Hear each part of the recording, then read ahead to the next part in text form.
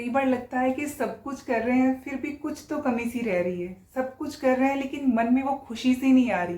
समझ में ही नहीं आ रहा कि कमी कहाँ से रह रही है। तो आज हम ये समझेंगे कि हम अपनी लाइफ में ज़्यादा खुशी को कैसे मैनिफेस्ट कर सकते हैं, सक्सेस को कैसे अचीव कर सकते हैं। एक्चुअल में देखिए तो जो हमारा पूरा जीवन है, हमारी लाइफ हमारे मन से, हमारे माइंड से ही क्रिएट होती है। वहीं से सारे थॉट्स शुरू होते हैं। मेरे हिसाब से जो लॉ ऑफ अट्रैक्शन है या फिर जिसको मैनिफेस्टेशन कहते हैं, उसकी जो प्रॉपर डेफिनेशन है स्पिरिचुअलिटी के अनुसार, वो है संकल्प से सिद्धि। From affirmations to manifestation. सिद्धि तो हो गई प्राप्ति, जो हमें एंड रिजल्ट मिलेगा।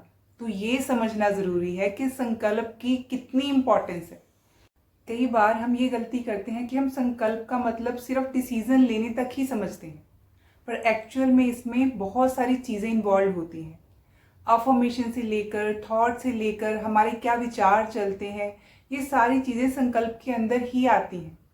जो संकल्प है ना, ये संस्कृत का वर्ड है, तो इसके अंदर सिर्फ कल्पना करना नहीं बल्कि और भी बहुत सारे पहलू हैं। पहला हो गए हमारे थॉट्स, दूसरा हो गया विजुअलाइजेशन, और तीसरा हो गया हमारा लिखना, और चौथा है हमारे वर्ड्स। इन चार चीज़ों से मिलकर संकल्प बनता है। यानी कि आप क्या विचार करते हो, क्या सोचते हो, क्या विजुलाइज करते हो, इमेजिन करते हो, और क्या लिखते हो, आप क्या बोलते हो, यही सारा का सारा इसका सार है। लेकिन आज के टाइम में जब एक इंसान को बहुत सारी डिफ़िकल्टीज़ को फेस करना पड़ता है ना, तो कई बार सही सोचना उसके लिए थोड़ा सा मुश्किल हो जाता है। लेकिन सही सोचना बहुत ही इम्पॉर्टेंट है। एक न्यूरोलॉजिकल रिसर्च के अनुसार एक नॉर्मल इंसान approximately 70,000 thoughts per day create करता है, और उसमें से भी 99% थॉट्स जो है ना, वो नेगेटिव होते हैं, और उसमें से भी 90% थॉट्स रिपीटेड होते हैं, जो बार बार रिपीट होते रहते हैं। हार्वर्ड यूनिवर्सिटी में भी जब रिसर्चेस की गई तो उन्होंने भी यही पाया कि 90% जो थॉट्स हैं ना, वो रेपिटेटिव होते हैं। यानी कि हम एक जैसे थॉट्स ही बार बार रिपीट करते रहते हैं। तो अब सवाल ये पैदा होता है कि how can we improve this, how can we make our thoughts positive. हम अपने थॉट्स को पॉजिटिव कैसे बना सकते हैं। तो इसके ऊपर university of California at Los Angeles का रिसर्च है कि अगर आप सिर्फ पॉजिटिव सोचते रहोगे ना, तो इससे आपके थॉट्स पॉजिटिव नहीं होंगे कि सिर्फ सोच लिया और हो गया। उसके लिए जब आप पॉजिटिव बोलना शुरू कर देते हैं, तब आपकी सोच अपने आप पॉजिटिव हो जाती है। पॉजिटिव बोलना कितना ज़रूरी है, इसका क्या इम्पैक्ट पड़ता है हमारे ऊपर, इसको प्रूव करने के लिए यूनिवर्सिटी ऑफ कैलिफोर्निया में एक और रिसर्च की गई, जिसमें कि 10 कैंसर पेशेंट्स को शामिल किया गया। किसी को प्रोस्टेट कैंसर था, किसी को बोन कैंसर था, उनमें से एक पेशेंट ऐसा भी था जिसको ब्रेन ट्यूमर था। सबको सेकेंड स्टेज का कैंसर था। अब इनको पॉजिटिव सेंटेंसेस दिए गए बोलने के लिए। ऐसे नहीं कि मुझे कैंसर नहीं है, मैं बीमार नहीं हूँ, मतलब नहीं वर्ड को यूज़ भी नहीं करना है। नेगेटिव वर्ड भी आपकी लैंग्वेज में नहीं आना चाहिए, क्योंकि जब आप ये भी बोलते हो ना कि मुझे ब्रेन कैंसर नहीं है, तो नो वर्ड जो है ना, वो हमारा ब्रेन समझता ही नहीं है। तो वो यही समझता है कि मुझे कैंसर है, तो नहीं वर्ड यूज़ ही नहीं करना। उनको ये सिखाया गया कि दिन में कई बार आपको सिर्फ ये बोलना है कि मैं बिल्कुल स्वस्थ हूँ, आई एम परफेक्टली हेल्दी।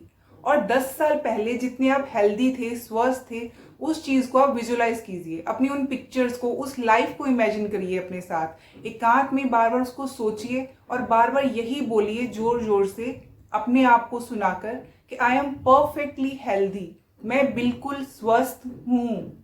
सिर्फ हेल्दी बॉडी पे ही कॉन्सेंट्रेट करना है। या फिर अगर आपसे किसी ने पूछ भी लिया कि आप कैसे हैं, तो उसको यही बोलना है कि मैं बिल्कुल स्वस्थ हूँ, आनंद में हूँ, बिल्कुल ठीक हूँ, परफेक्टली हेल्दी हूँ।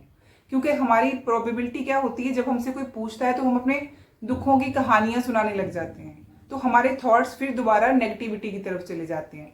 तो इसलिए जब भी कोई पूछे तो तब आपने मौका नहीं छोड़ना और सिर्फ पॉजिटिव ही बोलना है। तो उनको इस तरह 4 महीने तक पॉजिटिव बोलने के लिए बोला गया, और बोला गया कि कम से कम 200 बार आपने दिन में ये सेंटेंस रिपीट करना है कि मैं परफेक्टली हेल्दी हूँ। चाहे किसी से बात करते हुए या अकेले या अंदर मन में दोहराते हुए, कोशिश करनी है कि आप यही बोलते रहेंगे बार बार। और आप सुनकर हैरान रह जाएंगे कि 10 में से 9 जो पेशेंट थे ना, वो बिल्कुल रिकवर कर गए। वो जो ब्रेन ट्यूमर वाला पेशेंट था वो भी रिकवर कर गया। तो वर्ड्स में बहुत ताकत होती है। सबसे पहले तो जो आप बोलते हैं ना, वो आपके कान ही सुनेंगे, आप ही सुनेंगे और आप ही उन बातों को अपने अंदर लेंगे। हमारी वाइब्रेशन जो होती है ना, वो हम ही अब्सॉर्ब करते हैं सबसे पहले। तो जो अपनी सोच है ना, उसको पॉजिटिव करने के लिए पॉजिटिव बोलना बहुत बहुत ज़रूरी है। कहने का मतलब ये है कि सिर्फ सोचने से कुछ नहीं होगा, उनको आप वर्ड्स में ले आओ। जो आप सोचते हो ना, उस पॉजिटिव सोच को अपने वर्ड्स में ले आओगे ना, तो वो सारी चीज़ें और अच्छे से होने लगेंगी। नेगेटिव वर्ड्स को आप धीरे धीरे कम करते जाइए, प्रैक्टिस से वो कम हो जाएंगे और पॉजिटिव वर्ड्स बोलना शुरू कीजिए, तो आपकी लाइफ में सब कुछ चेंज होने लग जाएगा। और दूसरी चीज़ है कल्पना, यानी कि इमेजिनेशन, जिसको हम विजुअलाइजेशन भी कहते हैं। लेकिन बहुत सारे लोग ये कहते हैं कि जब तकलीफ में होते हैं या बीमार होते हैं तो वो इमेजिन नहीं कर पाते कि उन्हें बोलो कि हाँ आप अच्छा सोचो कि आप तो बिल्कुल हेल्दी हो, आपके पास बहुत पैसा है, या जो भी आप चाहते हैं वो आपके पास ऑलरेडी है। तो वो कहते हैं कि हम ऑलरेडी जब तकलीफ में हैं तो हम महसूस करके विजुलाइज कर ही नहीं पाते, ऐसे अच्छे से मैनिफेस्ट नहीं कर पाते। तो रिसर्च ये कहता है कि प्रॉपर विजुअलाइजेशन का भी एक तरीका है कि आपके पास एक क्लियर गोल होना चाहिए, तभी आप बारीकी से विजुलाइज कर पाएंगे। मिशिगन यूनिवर्सिटी का ये रिसर्च है कि जब भी आप विजुलाइज करते हैं ना, तो आपके माइंड को एक क्लियर रीजन दीजिए, एक गोल दीजिए, उसको क्लियरली बताइए कि मैं ये क्यों कर रहा हूँ, मुझे इसका क्या फायदा होने वाला है, या फिर आप इसी सोसाइटी को क्या देने वाले हैं।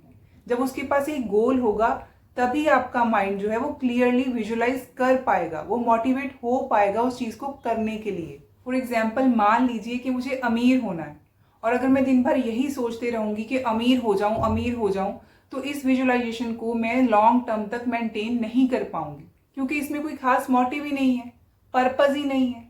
इसके लिए आपको अपने सबकॉन्शियस माइंड को दिखाना पड़ेगा कि अमीर बनने के बाद इसकी हेल्प से मैं क्या क्या कर सकती हूँ, मैं कैसे दूसरों की हेल्प कर पा रही हूँ, कैसे अपने माँ बाप को खुशियाँ दे पा रही हूँ, कैसे मैं अपने बच्चों की पढ़ाई में उनकी हेल्प कर पा रही हूँ, अच्छी जगह पे उनकी एडमिशन करवा पा रही हूँ। तो एक स्ट्रॉन्ग रीज़न आपके माइंड में होना चाहिए कि why do you want to manifest that thing, तभी आप विजुलाइज कर पाएंगे। यानी कि आपके पास clarity of goal and dream दोनों होनी चाहिए कि आप जो भी सोचने की कोशिश कर रहे हो, सिर्फ उस गोल को ना सोचते हुए, बट आप वो भी जानें कि क्या क्या फ़ायदे होंगे इसके, तभी आप अच्छे से विजुलाइज कर पाएंगे। अब आप देखेंगे कि स्पिरिचुअलिटी में भी और नॉर्मल लोगों में भी क्या होता है कि जब वो मेडिटेशन करने की कोशिश करते हैं लेकिन फिर भी वो कर नहीं पाते, क्योंकि उनके सबकॉन्शियस माइंड के पास मेडिटेशन करने का कोई खास रीज़न नहीं होता। तो इसके लिए भी पहले अपने माइंड को सिखाना पड़ेगा कि मेडिटेशन करने के मुझे क्या क्या फ़ायदे मिलेंगे, इसके क्या क्या बेनिफिट्स हैं, पर्टिकुलर किस चीज़ के लिए मुझे ये करना है। अगर आप ये क्लियर कर लेंगे ना, उसके बाद अगर आप चाहेंगे तो 2 घंटे भी बैठ सकेंगे मेडिटेशन में।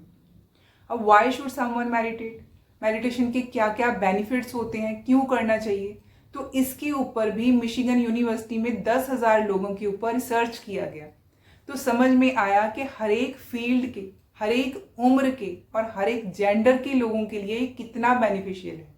तो 3 महीने के लिए हर इंसान को 20 मिनट तक रोज़ मेडिटेशन करना था। और जो रिजल्ट सामने आए ना, उनमें पाया गया कि जो टीनेजर्स थे या यंगस्टर्स थे जिनकी उम्र 25 ईयर्स से कम थी, 25 साल से जो छोटे लोग थे, मेडिटेशन करने से उनकी कंसंट्रेशन पावर और फोकस दोनों 60 से 65% तक इंक्रीज हो गए, बढ़ गए। और दूसरी चीज़, अब बच्चों और यंगस्टर्स के लिए सबसे ज़्यादा ज़रूरी क्या होता है? मेमोरी। तो मेडिटेशन से उनकी लॉन्ग टर्म मेमोरी और शॉर्ट टर्म मेमोरी दोनों में 45% तक का बेनिफिट हुआ। उनका जजमेंटल लेवल कि क्या सही है और क्या गलत है, उनका मैच्योरिटी लेवल, दोनों में मेडिटेशन करने से 36 to 38% तक बेनिफिट हुआ।